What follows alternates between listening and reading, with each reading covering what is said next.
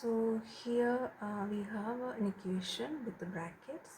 So we're going to solve the equation to find the value of x, and we are going to use a property called the distributive property.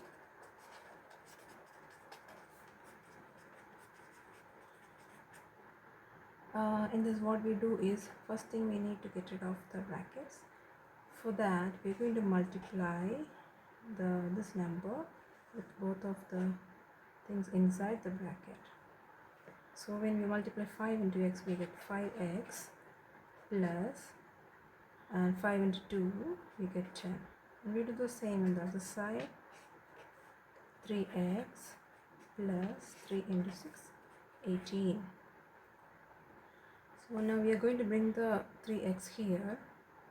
So remember that when you cross the equal symbol, the symbol changes here. So it becomes minus 3x, and here we have 18, and we bring the 10 here, it becomes minus 10. So you can simply subtract this. 5x minus 3x is 2x. 18 minus 10, we get 8. And we again simplify, we just divide.